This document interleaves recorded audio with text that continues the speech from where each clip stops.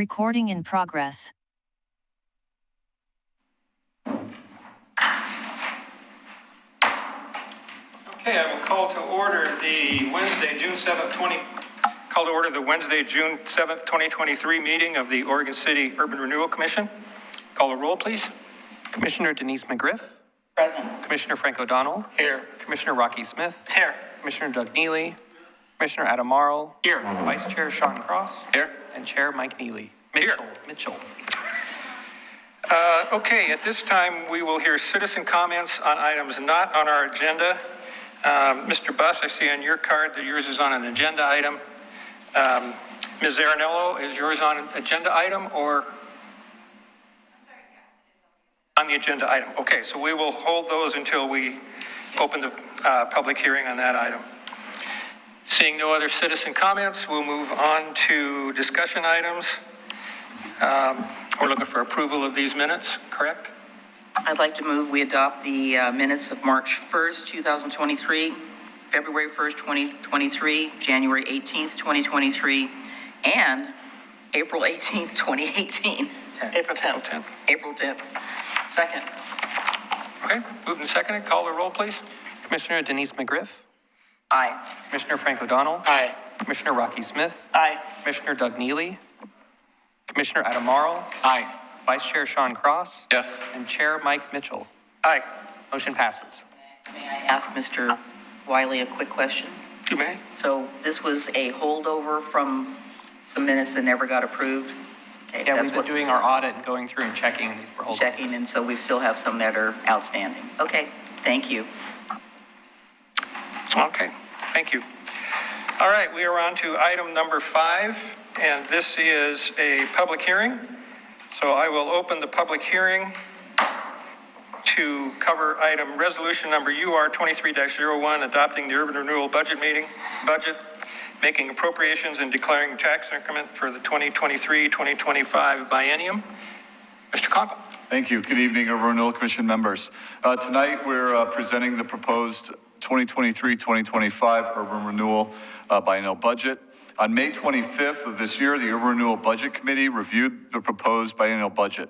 At the committee approved a total budget in the amount of $15,927,600 and requested the maximum amount of revenue that may be raised by dividing the taxes under Section 1C, Article 9 of the Oregon Constitution and Oregon Revised Statute, Chapter 457. The total budget amount of $15,927,600 approved by the Budget Committee contains funding for future projects under the direction of the Urban Renewal Commission. In addition, the budget includes payment for costs to administer the agency, rental expenses, and $64,000 operating contingency for future consideration by the Urban Renewal Commission.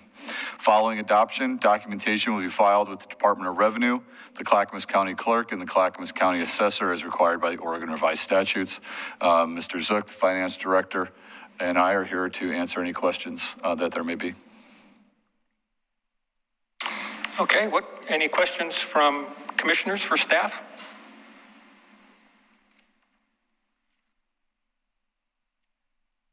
All right, I don't see any questions, so at this time we'll go ahead with public comments. I have 2 presently, and it looks like a third on the way. First one that was turned in was Mr. Jesse Buss.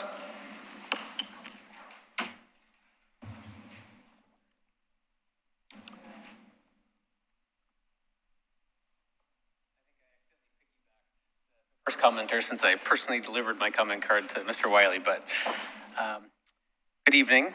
My name is Jesse Buss. I'm here on behalf of John Williams and Joan Williams.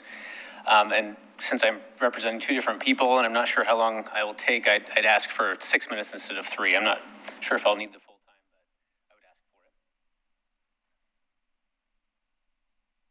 it. I don't have an issue with that. Nor do I. All right, we'll do that. Go ahead. Thank you, Chair.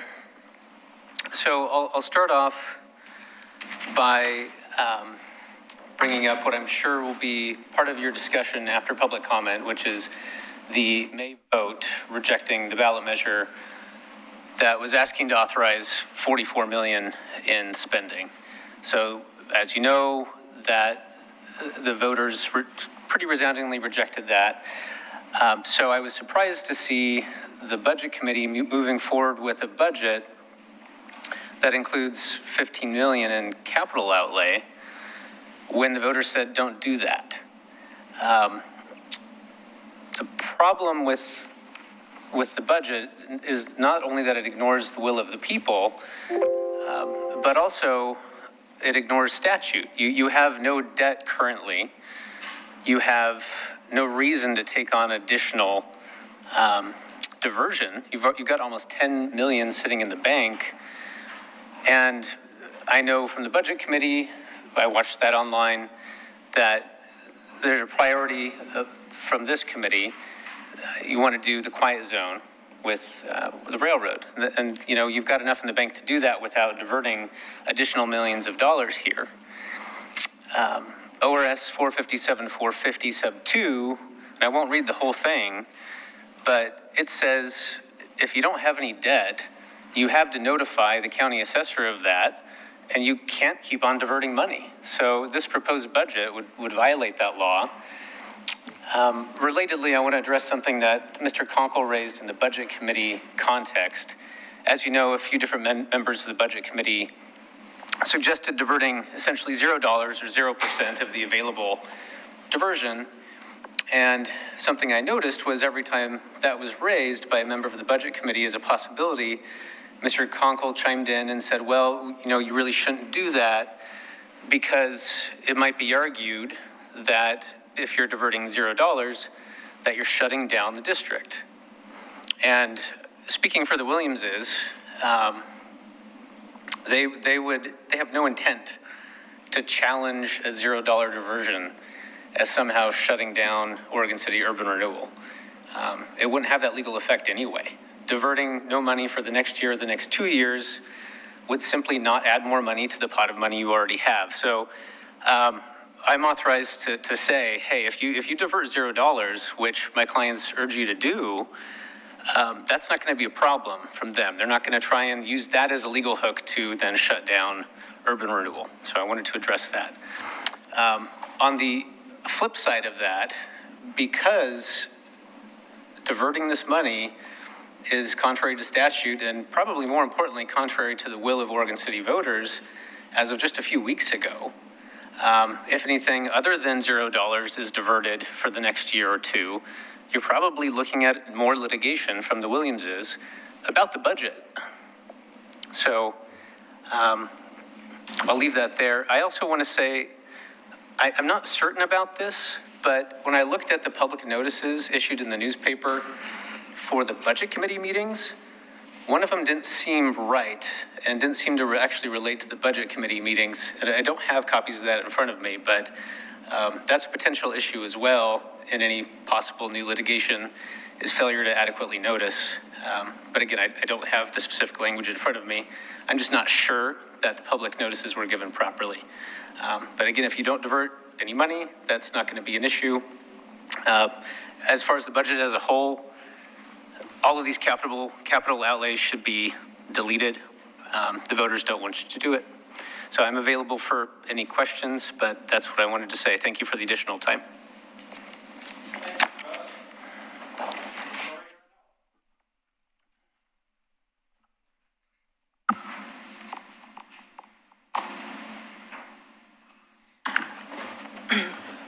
Hello, all. Good to see you again. I'm speaking to the committee today regarding the proposed budget for the Urban Renewal District. While the majority of the committee did vote in support of fully funding the Urban Renewal District, there were some dissenting votes, and I'd like that to be recognized, myself included in that vote. I'm here to echo the community's voiced concerns about the Urban Renewal District and hope this commission takes a measured approach to the biennial budget and its adopted measure. As it remains, there are unknown impacts from challenges from pending litigation, as well as limited community support. I hope this commission responds to the concerns and takes a measured approach in adopting the budget to help broker trust and communicate that the community's vote was heard. I hope that the measured response will help us to shepherd additional smaller projects through to fruition, paving the groundwork for larger, more ambitious projects such as the dump site remediation. We should reflect that the continued ambition to address the projects within the urban renewal district and dutifully consider the failure of the recent ballot measure. I hope my comments today weigh in your decision tonight. Thank you. Before you go, could you say your name and city of residence? Yes, my name is Lori Aranello. Thank you. James Nacita.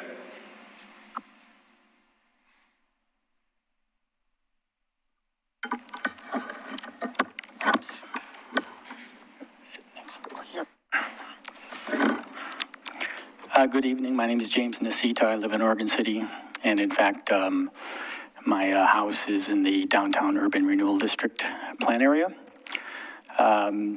So I'm following up on an email I sent all of you today regarding my Public Records Act request to obtain the audio tape of the January, I think it was 18th meeting of this commission in executive session, where I have discerned was the most likely meeting at which the commission voted to challenge Section 59 of the Oregon City Charter in its entirety, per the comments made by City Manager Tony Conkle at the May 25th Urban Renewal Budget Committee meeting. I'm asking respectfully tonight that this commission vote to waive any privileges regarding that executive session and release all the documentation, including the audio tape. There's a precedent for that with this commission.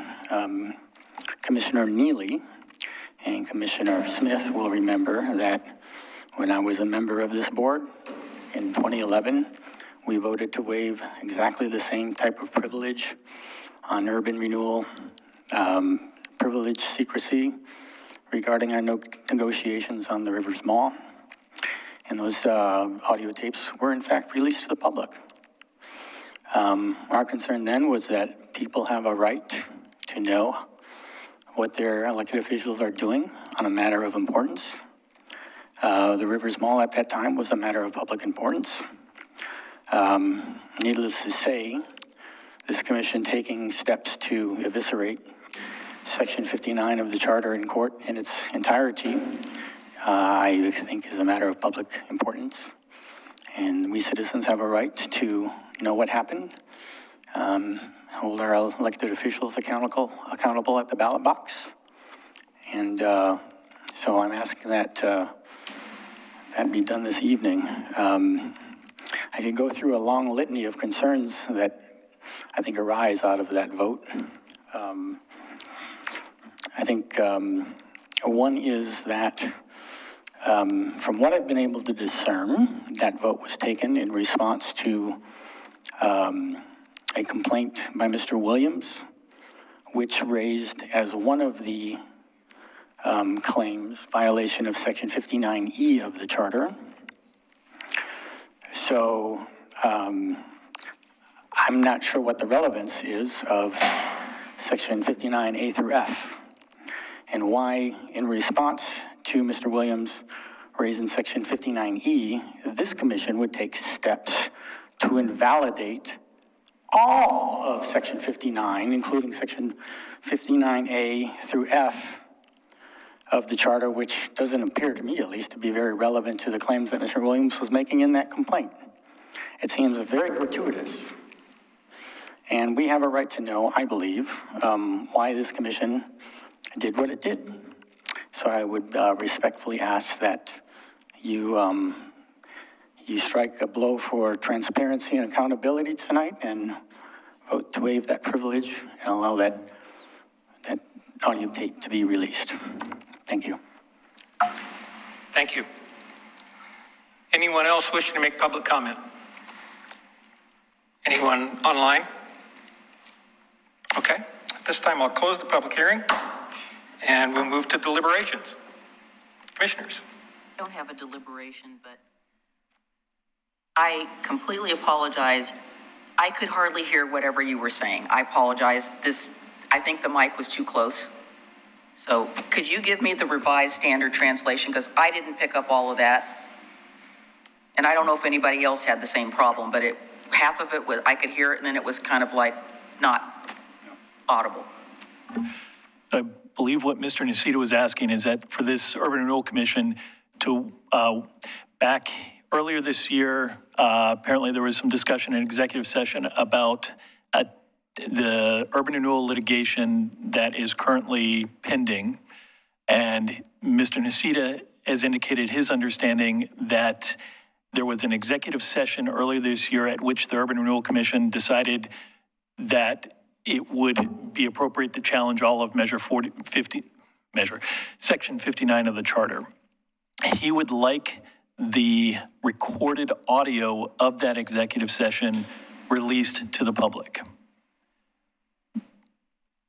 As it stands, there is as the commission knows, all public records are generally considered to be public and available. However, there are certain exclusions that allows certain records not to be disclosed. And one of those exclusions is for minutes of executive sessions to the extent they are consistent with a exemption from the public records. And in this case, the exemption that was discussed was subject to attorney-client privilege. And so what he's asking you to do is essentially waive the attorney-client privilege claim over the executive session minutes from, I can't remember the date, but earlier this year where that discussion of Section 59 took place. Okay, well, for one thing, as a former commissioner himself, he knows that we don't make votes in executive session. So that did not happen. There was no vote taken. There was no decision made. We might have had discussion about the topic, because we have discussions about lots of topics, but there was no vote taken whatsoever. So unfortunately, you are in error in that regard. Mayor McGriff? Yes. What I'd like to do. So I was trying to get clarification. I of what he understand. said. So I understand. I'm done with- I'm I done. appreciate that. I'm glad you did. Yeah, What I'd like to do at this point is stick our discussion to the topic of the budget and the adoption of the budget. Once we've come to a resolution on that, I'll provide time if any commissioner wants to make a comment or any motion related to Mr. Nacita's suggestion. We'll handle that then. But let's stick to the budget now. And I understand you needed the confirmation. I get it. That's fine. But let's get the budget handled and then move on from there. So, comments from any commissioners?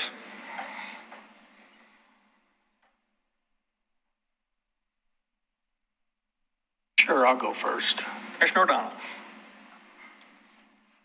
As you know, I was not supportive of the ask for in excess of $40 million. I thought for the tax-paying citizen, it was beyond comprehension. And I'd always favored a smaller approach to what I always call proof of concept, which is ask the citizens for approval on a small valued project, maybe $5 million, so that we could show that it works. And make no mistake, I'm in support of urban renewal as a concept. But we've accomplished nothing of note in the way of physical structures. The benefit we've gotten over TIF over the years is simply by virtue of the increase in value as dictated by state law, the 3% per year. And I feel our accomplishments are essentially, they're I don't want to say non-existent, but so minimal. During the budget process, I was obviously in the minority on how I felt. I do agree with Mr. Buss. I don't think a zero increment it suspends the collection. It does not do away with urban renewal. So I was fine with that, but again, in the minority. My problem is we continue to collect monies and essentially don't put those monies to work. And any investing agency calls that lazy money. And sadly, in the meantime, with doing nothing and disregarding any interest we may accrue, the effects of inflation are such that the $9 million we have on hand in 1 year becomes $8.4 million, and in 2 years becomes $7.75 million. So all that money does is sit there and lose purchasing power, which makes absolutely no sense to me. I felt, and I still feel, that we are elected officials and we should exhibit the will of the people. I don't feel that the vote against the $40 million defines the will of the people. I think it was specific to that issue. But I think it shows that there's awareness about urban renewal that we need to address. I felt that we should make a gesture as the governing body, and it's hard to differentiate the city commission from the urban renewal commission, considering who sits on it. I thought we should make a gesture and minimize or zero out our collections, suspend collections for a year, 2 years, until such time as we have legal clear sailing to do something, and we don't, and we continue to not, and we will continue to have not, depending on what we do here tonight. The other issue that was brought up, and others might take more issue with this, is every year we collect $200,000 in admin expenses, which I can't say are or not justified. I know we as a commission want to divest ourselves of some properties that require management that seem to have no return on them in the long run. That would be better. And that would also, if we divested ourselves of those properties, it would minimize our administration. We also incur ongoing, we set aside $120,000 in the budget for legal in the UR budget. And I'm sure that someone I admire, and he's a friend, and he has his viewpoints, Mr. Williams says that neither of those are appropriate expenditures. So I felt that we should make either a zero collection for the next year to two or a minimal collection. And I know there's other things, and Mr. Buss alluded to it, that there's some interest in paying not only for these admin and legal expenses, but possibly for this quiet zone. And I just, if this is a full-blown, continue to collect everything, and as I said, lose essentially $1 million a year, or $750,000 a year over the next 2 years, that's not good fiscal management. We have $9 million on hand to do whatever it is we care to do.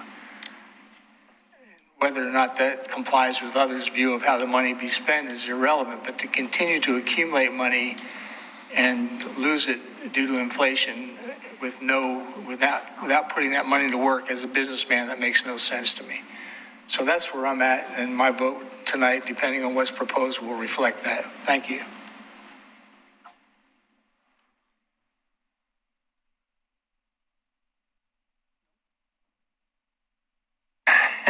Don't everybody jump in at once. Everybody else is ready to go, then I see some lights on, so I'll go second. I did make a suggestion at the budget meeting to collect a lesser amount, but I also was listening very carefully to Commissioner O'Donnell's suggestion that we bifurcate the budget and collect zero for the first year and then come back and revisit it and see where we are at that time. And I think that might be what you are suggesting, which makes sense. We can do a mid-biennium budget amendment if we feel we need to collect it. But I think at this point in time, as you know, one of my priorities and what we talked about as a commission is to get this quiet zone in, because it's not only going to benefit, it's going to benefit the entire community. I mean, there's not everybody loves the train, and, I'm sorry to say, but they do generally lay on that horn, because I live right near there. I hear it all the time. So I don't have any problem with that suggestion that you made, Commissioner O'Donnell, about possibly bifurcating the budget and collecting nothing in this particular year and then coming back and revisiting it. And if that motion is proposed, I would second it, or I'm willing to propose it after this discussion. Commissioner Neely.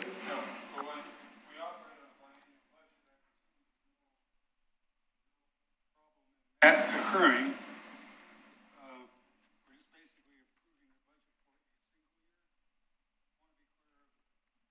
for a single year. Implications. When you do the resolution for the tax levy, you do them per year. Even though it's a biennial budget, the tax levy has to be specified per fiscal year. So you can do as suggested, where you have one levy for a certain amount in 1 year and a levy for a different amount in the next. So there's no issue at all? No issue. Thank you. Okay, I'm going to make sure I understand. Again, now I have a problem hearing. Me too. You say we could, in a biannual budget, set collections at zero for the first year and at the full amount in the second year. Yes. Okay, thank you. Commissioner Marl. Thank you, Chair. So when we had our original Urban Renewal Budget Committee meeting, and we were going around the table, to me, it seemed like this commission, or at least the Budget Committee, was heading in a different direction. And so when I stated my opinion, it wasn't necessarily my expectation that the rest of the Budget Committee, or at least 9 members, were going to be swayed. And so I went before Mr. Peterson, who I believe was the person who had proposed the bifurcated spending time, or TIF collection timeline. And in the spirit of compromise, and because of a lot of thinking that I've had, that would be something that I would be willing to support after hearing more of the ramifications from staff.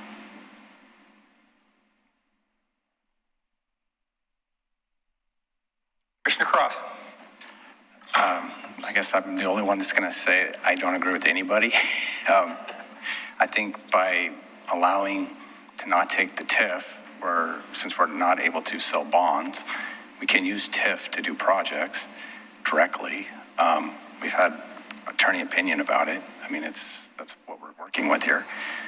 I think we would lose the ability to do as many projects in a quicker amount of time to actually get more assessed value on the books to actually close the district down quicker. What we're really doing is, like I said before, just kicking the can down the road and not allowing ourselves the ability to do more work. If they're talking about the quiet zone is going to cost us more than it was going to before. So in this budget, it's $15 million. Let's just throw a number out there, say we have to come up with $2 million because it's just more expensive now than it was 6-7 years ago. That would still allow us, $12 million to do another project, $13 million. We could probably get 2 projects. We could do projects like the one on 12th and Main, the one at 10th and Main, ones that we can do RFPs that we can actually get behind, and we would have money to actually do the projects. If we don't take the TIF and we start a project, we're not going to get any additional TIF, any increase in the AV from that one project for 4 or 5 years. I mean, it takes a long time to actually get the increase in the AV to actually do more projects. So to me, it seems like we're just really kicking the can down the road of trying to actually get the projects done and or do a project and trying to get the district closed down as quickly as possible and get the money back to the other overlapping districts. I guess so I would be not in support of bifurcating or 0.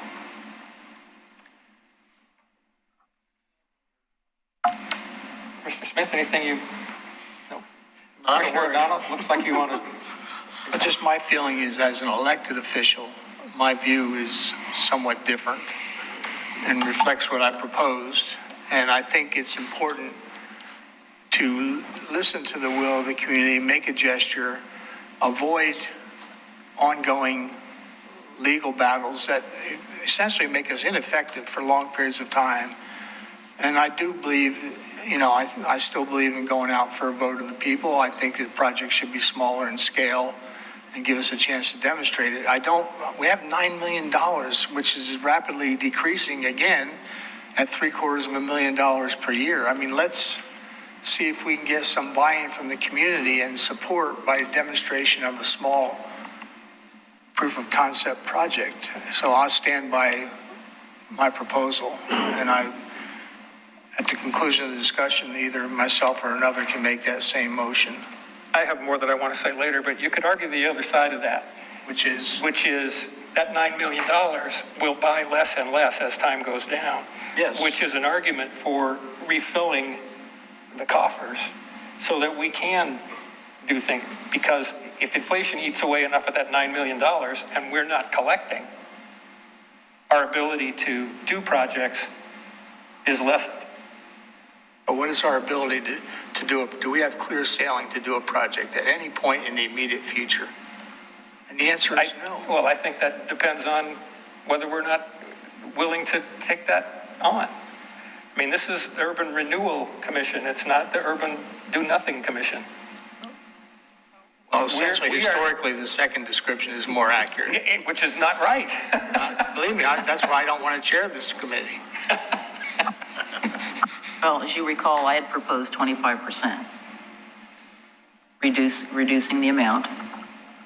And 25% will get you legal action regardless, any number other than zero the first Well, year. I understand. Well, so would zero the first year and the full amount the second year, probably. Well, Yeah, maybe things can be resolved in the course of that first year and send a message to the community that we're listening pending the outcome of these litigations. I guess when you say that, you know, I will just say this, I refuse to be threatened by the possibility of litigation. And I know it's not meant as a threat, but it was thrown out there. I firmly believe in the fact that we can do something with the urban renewal money that we currently have. And I want us to do something. We spent a lot of time revising the plan, which is something that was a goal of mine, and we did that. We came up with projects that we think are feasible and reasonable, and I want to see us move forward on some of those. I've always supported going small, because I think we have to do something incrementally to show that we actually can do this. And the big problem we had when I came onto the commission was the urban renewal plan was severely out of date and needed to be updated. And we took on that task. So to say that we didn't do anything physical, but we have a plan now that we can use to move us forward. For me, it's somewhere between, 25% and some other number, but it's not higher than that. And even though I voted to, support moving this forward, I knew that the discussion needed to come here. And the meeting was going on and on and on, and I did not want it to continue to go on and on. And I felt that at the end, people just wanted to get out of there. We had 14 people They there, did. probably 8 of which did not even know what TIF was or how it worked. Yes, and that was very discouraging to me as It well. was to me. So I would propose for tonight, we do a series of votes just to let the community know where we stand. We can go with the zero first year and a revisit for the second year and get a vote or we can do zero period and get a vote of this commission to show our citizens where we stand. Assuming that's going to fail, then we can have another vote on some other number that somebody wants to go forward. Commissioner Neely, did you have a comment? Go ahead. I got green light. I'm going to go to Mr. Conkle. Mr. Conkle, I know you felt the cost of the quiet zone has gone up like everything else. Does the 9,000 cover it? The 9 million cover it? Absolutely, yeah. So for the quiet zone, because it includes the $2 million from the federal government, we need to work through Oregon Department of Transportation. So we've begun those negotiations with the Oregon Department of Transportation. The original estimate from a couple of years ago was approximately $2.6 million. Right now, we're negotiating with them as to what the final price is going to be. We're estimating an additional probably $2 million plus or minus. Say that one more time. An additional $2 million plus or minus, but there are some requests that ODOT have in there that we don't agree with, that one are necessary, nor what the cost associated with that is. So that's still an ongoing negotiation to finalize what the project cost is that ODOT will agree to implement that project. Any other comments from Commissioner O'Donnell? No, I just think we should work our way backwards from suspending collections even for 2 years and get a vote. Suspend collection for the first year and revisit it for the second, and then hear what the alternatives are as proposed.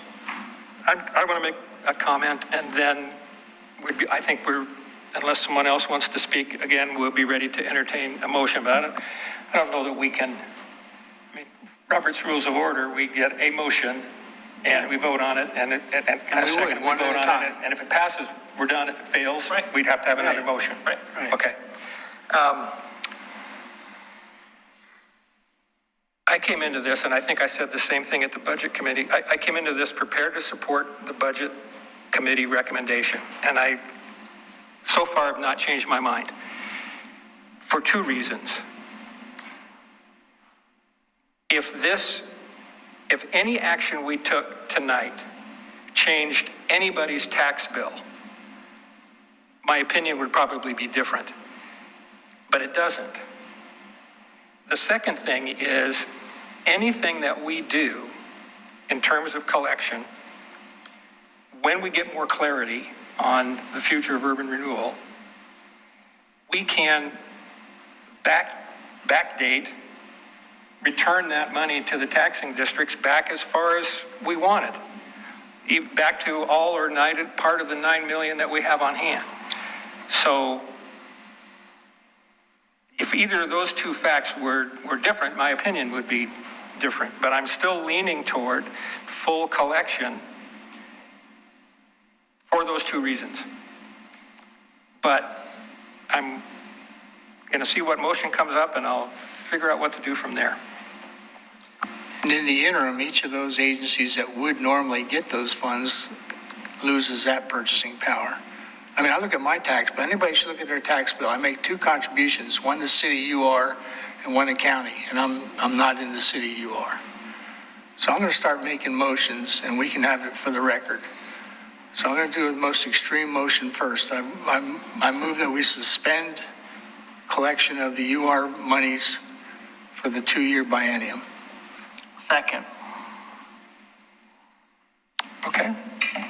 Moved and seconded. Mr. Wiley? Commissioner Denise McGriff. No. Commissioner Frank O'Donnell. Aye. Commissioner Rocky Smith. Aye. Commissioner Doug Neely. No. Commissioner Adam Marl. No. Vice Chair Sean Cross. No. Chair Mike Mitchell. No. Motion fails. I'll make a second motion that we suspend collection for the first year and revisit it for purposes of the second year. Can you clarify that? I don't think the motion as you presented is something that we could do in the budget. Is that correct? I thought you said we could. So I think you would have to have some amount, whether it's zero or some amount for the second year. Just punting and saying we'll revisit and come back to it later, I think is where the problem is. So any amount in the second year?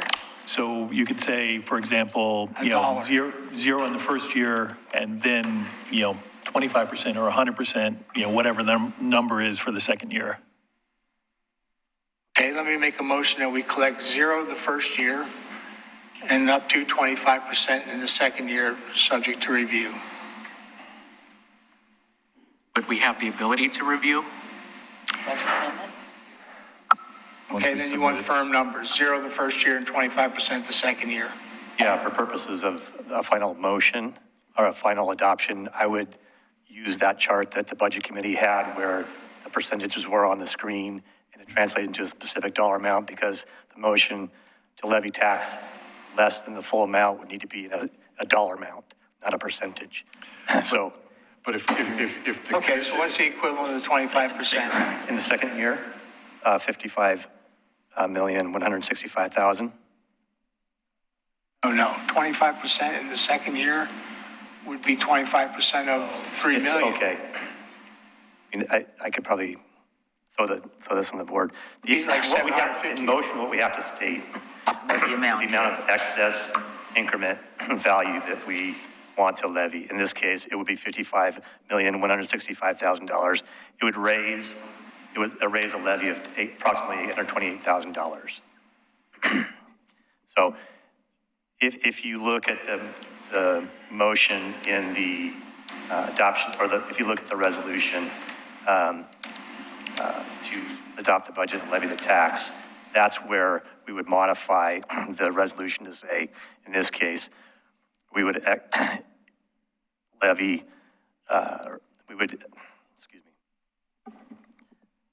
move to propose the increment assessed value at amount of, in this case, $55 million, which is 25% of what we estimate the full amount to be. If there's an agreement on 0 and 25, we would, anything less than the max that's proposed, if there's agreement on a number, we would ask for either move on to the next subject or give us time, because we're going to come up with the exact number that has to be put on there. You can work in percentages right now, and we'll then convert that into the official motion. Yeah, because I think in terms of $3 million a year being collected. Right, so what he's saying is So we'd he's be talking the we'd be total value. assessing it on the 55 million, which would generate approximately 800,000. If everybody else is fine, we can do 0 the first year and 25% the second. That's your motion? Yes. Yeah, well, still in the discussion phase, sir. It's been seconded, right? No. Oh, it has not been, okay. I'll second it just for discussion. Do we have to specify the percentage in the second year? Yes, that's That's what they said. Specify the number. You have to but Okay. if this vote is successful, we will come back with the specific monetary number that you have to use in the motion to officially approve the budget. The reason I like 0 the first year, it gives us some breathing room that we can talk with those who generally oppose expenditures. Commissioner Morrow? Thank you. So, as demonstrated by the vote I just took, I don't support collecting nothing for both of the years. As demonstrated by my vote at the Budget Committee, I do support collection of the full amount. But like I said, in the spirit of compromise, and as I've been mulling over how we can best set up this district for success, in May, the way that I was weighing that was with financial resources.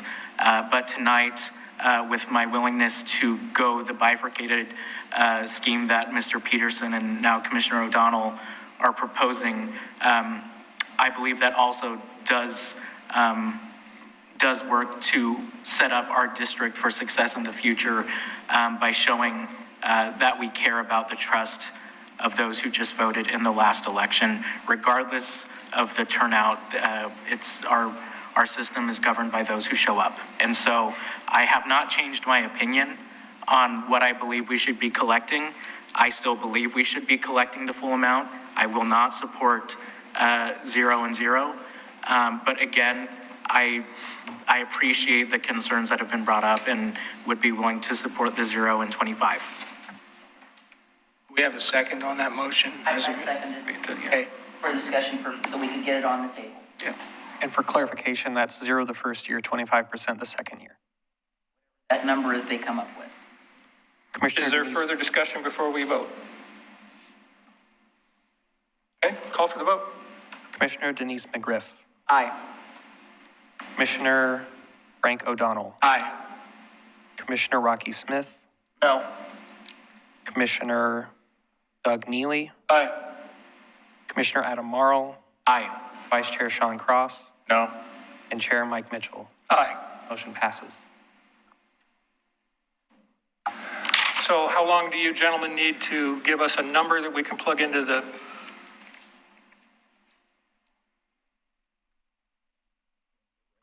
Yeah, can we have 5 minutes, please? Okay, we will pause until 10 minutes to 7 and resume then. Deal with the other issue. Oh, yes. Thank you. Thank you for reminding me about that. Work on that. As to Mr. Nacita's comment, we don't have a motion on the floor at this point. No. But someone could make a motion or discuss it. I would like to have a discussion with our attorney with regard to this. I am not sure, again, I'm not going to rely on my memory, but I am not sure that what was requested I can verify. So I would like to get further information from our city recorder about that specific meeting, because again, that was back then and we've moved on, and it's not that I want to say that I have instant recall about every meeting that we have, but I do keep notes. If it's executive session, I do not. The notes were turned in, whatever I wrote on my paper. So I'm not really comfortable in taking an action on that tonight because I want to verify what was stated. And again, as I stated for the record, we did not vote on anything if that topic did come up. So that's where I stand on it right now. I do want to consider the request, but I want to have all the information at my disposal before making a request, before saying yay or nay to something that I don't have all the information in front of me. Commissioner Neely. Can because many of us were not on that Urban Renewal Commission at the time. Can we request to see those minutes among the commission members? I'm sorry, didn't, Yeah, can we request to have those minutes available to all the commission members? the current the current Urban Renewal Commission, it has the ability to see the minutes. Okay. That's what I would request. So we knew what was in them. Well, like I said, we need more information in order to make an informed decision. Yeah, even so, I don't see Yeah. there's any problem with us on the commission knowing what was in those minutes. I agree with Commissioner McGriff. I just, quite honestly, I'm not sure there's clarity of understanding as to what did occur there, and I'm not sure, and I would like to be sure. I agree. And I have no qualms about giving an answer once we are sure what the outcome of that meeting was, the direction, because I think there's a general misunderstanding. And I move to table till we get further information, and then we'll bring it back. Second. Okay, and so implicit in that motion is additional information from staff. Yes. Okay. So we have a motion and a second. Is there any further discussion? No. Okay, call for the vote, please. Commissioner Denise McGriff, Aye. Commissioner Frank O'Donnell, Aye. Commissioner Rocky Smith, Aye. Commissioner Doug Neely, Aye. Commissioner Adam Marl, Aye. Vice Chair Sean Cross, Yes? and Chair Mike Mitchell. Aye. Motion passes. All right, thank you all. Do you need a little more time? Yes, we have just a couple more. Okay, what, 5 till? You want 8, 9 minutes? It's fine. Okay, That'd we'll be great. reconvene Thank at you. 5 minutes to 7. Thank you. We're paused.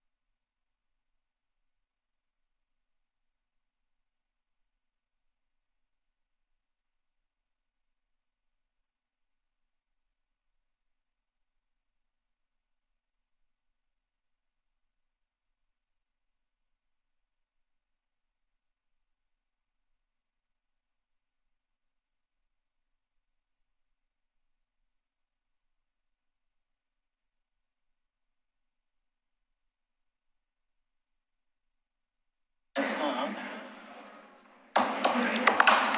right, we are back in session.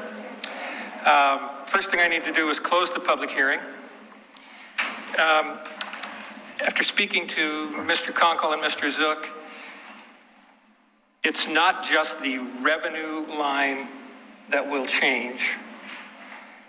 That has a same dollar impact on the capital outlay line on the budget. The simpler procedure seems to be, we've already approved a motion to collect 0 the first year and 25% the second year. The suggestion is to table approval of the budget tonight so that they can come back on the 21st of this month with accurate numbers reflecting reduced collections on the revenue line and identical reduction in the capital outlay line. I would so move. Okay? I was kind of wondering if that would needed to happen. I almost made the motion to table to begin with because I thought you're not going to be able to, you know, as fantastic as you are, it wasn't going to happen tonight. So we have a motion and a second. Go ahead with the vote, please. Commissioner Denise McGriff, Aye. Commissioner Frank O'Donnell, Aye. Commissioner Rocky Smith, Aye. Commissioner Doug Neely, Commissioner Adam Marl, Aye. Vice Chair Sean Cross, Yes. and Chair Mike Mitchell. Aye. Motion passes. Anything on communications? No, sir. So thank you to the members of the public that spoke. Thank you to my fellow commissioners, and we're adjourned.